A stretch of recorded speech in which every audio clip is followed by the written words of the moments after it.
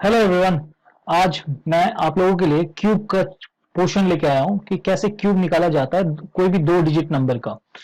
तो इसको निकालने के लिए हम लोग एक वैदिक मैथ्स का तरीका को यूज करेंगे जिसे हम लोग बोलते हैं अनुरूपियाना सूत्र। अनुरूपियाना सूत्र, ओके। विल फॉलो अनुरूपियाना सूत्र। वैदिक मैथ्स का तरीका यूज करेंगे। मैं इससे पहले भी वैदिक मैथ्स का वीडियो बना चुका हूं। अगर आप लोगों ने उस वीडियो को नहीं देखा है तो मैं आई बटन ऊपर में आपको दिख रहा होगा, वहां पर मैं शेयर कर दिया हूं, आप काइंडली वहां पर देख लीजिए।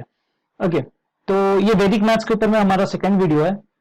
इसमें हम लोग क्यूब के ऊपर डिस्कस करेंगे। देखिए, क्यूब निकालने के लिए 4 स्टेप प्रोसेस है। 4 स्टेप का हम लोग प्रोसेस को फॉलो करेंगे, ठीक है। चलिए, तो गाइज मैं आप लोगों को और एक चीज बता देता हूं, क्यूब निकालना होता क्या है।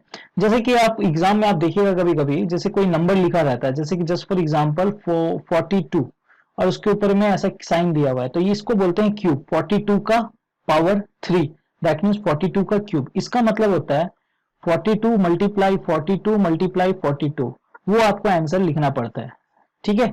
तो क्यूब का मतलब ये होता है, पहले ये आप जान लीजिए। अब इसको निकालते कितने कैसे हैं, कितना जल्दी, वो आपको मैं दिखाना चाह रहा हूं। देखिए, हम लोग का पहला क्वेश्चन है 23 का क्यूब। तो देखिए, मैं आप लोगों को स्टेप बाय स्टेप समझाऊंगा। देखिए, पहला स्टेप 1 देखिए। स्टेप 1 क्या है वो देखिए आप। स्टेप 1 क्या बोलता है पहले वो समझिए। स्टेप 1 ये बोलता है कि ये पहला जो नंबर है 2, ठीक है, इसका क्यूब कर लीजिए। 2 का क्यूब क्या होगा? 2 का क्यूब क्या होगा? दैट मीन्स 2 इंटू 2 इंटू 2 क्या होगा? 8। उसको लिख लीजिए। आई होप आपको समझ में आया होगा। पहला स्टेप क्या बोलता है कि 2 का क्यूब कर लीजिए, उसको लिख लीजिए, ओके। फिर स्टेप 1 और क्या बोलता है? दूसरा जो नंबर है उसका भी क्यूब कर लीजिए, आई मीन 3 का भी क्यूब कर लीजिए। तो 3 का क्यूब क्या होगा? 3 इंटू 3 इंटू 3 कितना होगा? 27, ठीक है। और स्टेप 1 क्या बोलता है ये समझिए आप। स्टेप 1 और एक्स्ट्रा ये बोलता है कि ये जो पहला नंबर है, ये जो पहला नंबर है 2, ये जो पहला नंबर है 2, इसका स्क्वायर, ठीक है, इसका स्क्वायर के साथ मल्टीप्लाई कर दीजिए ये दूसरे नंबर के साथ, मतलब 3 के साथ, ये 3 के साथ। और क्या बोलता है, अगेन मैं रिपीट करता हूं, आई होप आप लोगों को समझ में नहीं आया होगा। देखिए, पहला स्टेप ये बोलता है कि इसका क्यूब कर लीजिए आप और इसका क्यूब कर लीजिए। 2 का क्यूब करके लिख दिया 8, 3 का क्यूब करके लिख दिया 27। और क्या है, ये जो नंबर है 2, ये जो नंबर है 2, ये 2 का स्क्वायर कर लीजिए, मल्टीप्लाई किससे कीजिए? इस वाले नंबर से, ठीक है। और क्या कीजिए, ये वाला जो नंबर है 3, 3 का स्क्वायर कर लीजिए और मल्टीप्लाई कर लीजिए 2 से, ओके।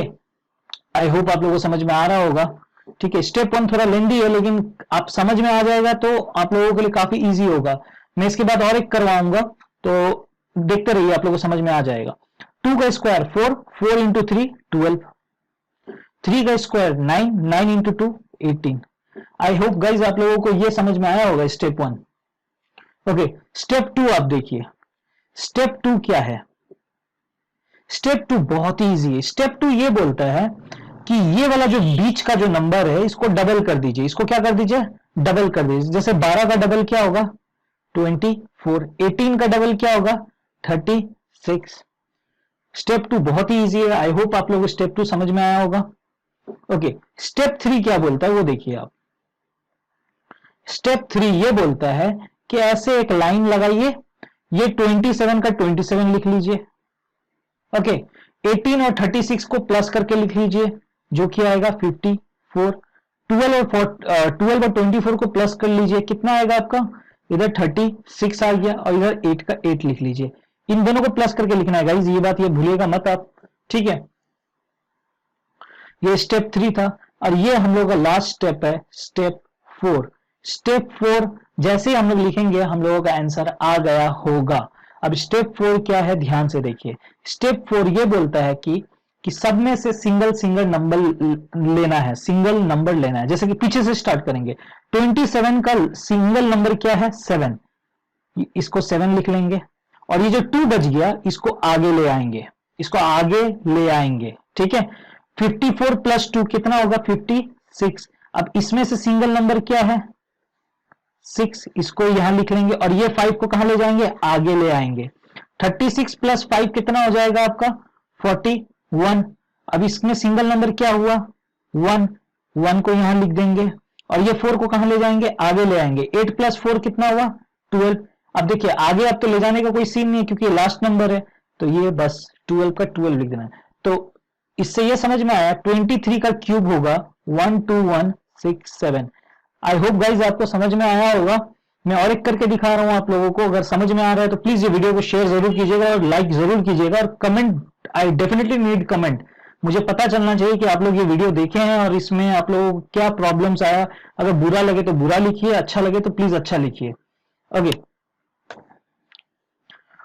हमारा नेक्स्ट नंबर है 45 क्यूब। गाइज मैं फिर से स्लोली आप लोगों को समझा रहा हूं, एग्जाम में आप लोग इस तरह तो लिख के नहीं कीजिएगा आई गेस। स्टेप वन ये बोलता है कि पहला नंबर का क्यूब कीजिए 4 का क्यूब क्या होगा 64। फिर 5 का क्यूब कीजिए, 5 का क्यूब क्या होगा 125। बीच में ऐसे ब्रैकेट लगा लीजिए आप, ठीक है। और स्टेप 1 क्या बोलता है, स्टेप 1 ये बोलता है कि ये वाला जो पहला नंबर है इसका स्क्वायर मल्टीप्लाई किससे, इस वाले से, ओके।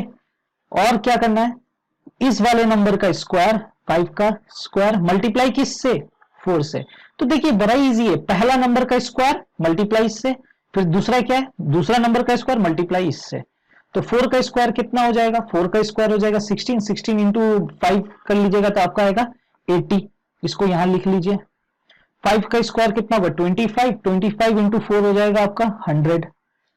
यही है स्टेप 1, यही थोड़ा लंबा होता है, बाकी सब इजी है, ठीक है। आई होप इस वाले में आपको समझ में आ गया होगा मैं क्या कर रहा हूं।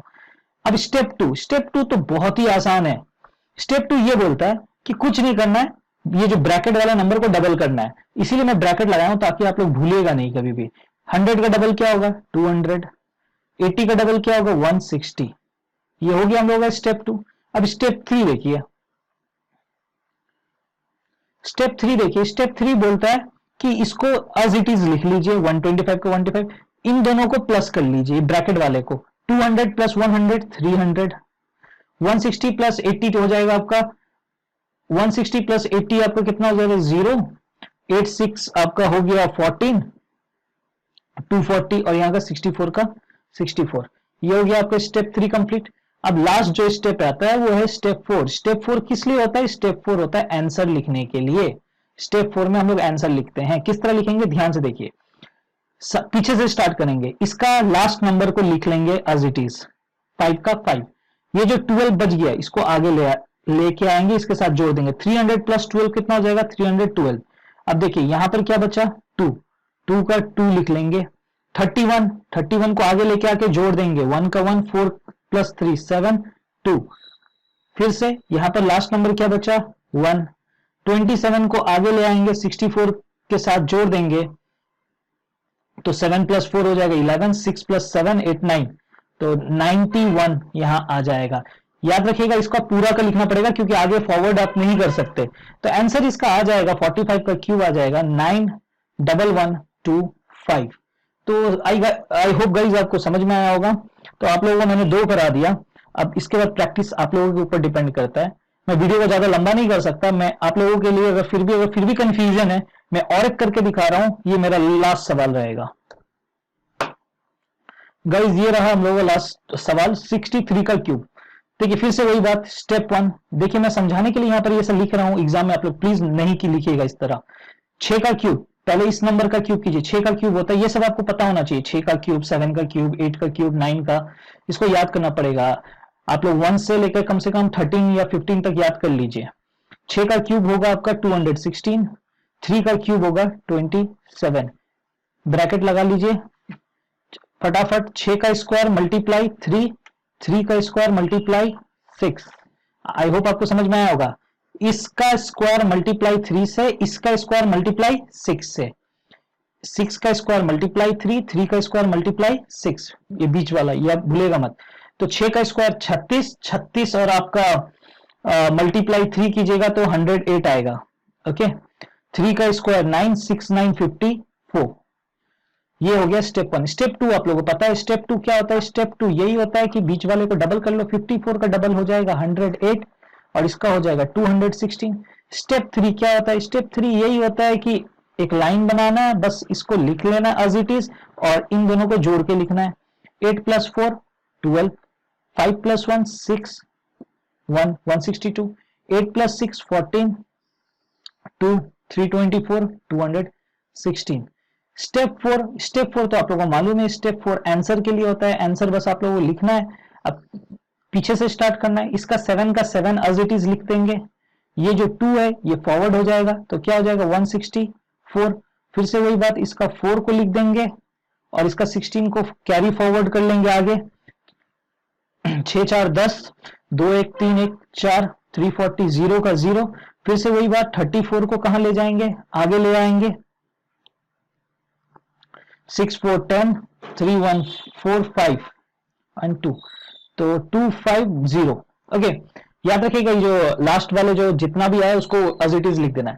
तो 63 का क्यूब आप लोगों ने देखा, आंसर क्या आया? 250047, 250047। ओके गाइज, आई होप आप लोगों को समझ में आया होगा। देखिए 4 स्टेप का है, आप लोगों को शायद कितने को लग रहा होगा लेंदी है। कितने लोग सोच रहे होंगे कि भैया क्यों ना मैं 63 × 63 कर लूं, जो आंसर आएगा उसके साथ फिर अगेन 63 कर लूं तो आंसर तो यही आएगा। मैं बिल्कुल सही बात है, आंसर तो यही आएगा, बट द टाइम जो लगने वाला है, अगर आप इस तरह से कीजिएगा जो टाइम आपका यहां लगेगा वो बहुत ही ज्यादा होगा। अगर आपका स्पीड अच्छा है तो मेरे ख्याल से ये वाला काफी जल्दी कर सकते हैं, क्योंकि आप करके देखिएगा। आप 63 का क्यूब आप मतलब कि जो स्कूल प्रोसेस से कीजिएगा एज इट इज और एक इस तरीका से कीजिएगा, आप देख लीजिएगा टाइम डिफरेंस कम से कम आपको 20 सेकंड का डिफरेंस, 20 से 25 सेकंड या 30 सेकंड का डिफरेंस आपको नजर आएगा। तो मेरे हिसाब से ये तरीका काफी बेनिफिशियल है, कॉम्पिटेटिव एग्जाम में भी यूज करते हैं। बस इतना ही बताना था आप लोगों को। आई होप आप लोगों को ये वीडियो अच्छा लगा होगा। प्लीज फिर से रिक्वेस्ट करूंगा, लाइक तो बिल्कुल करना है आप लोगों को, शेयर जरूर कीजिएगा इस वीडियो को अपने फ्रेंड्स तक और जरूर कमेंट कीजिए। Thank you very much.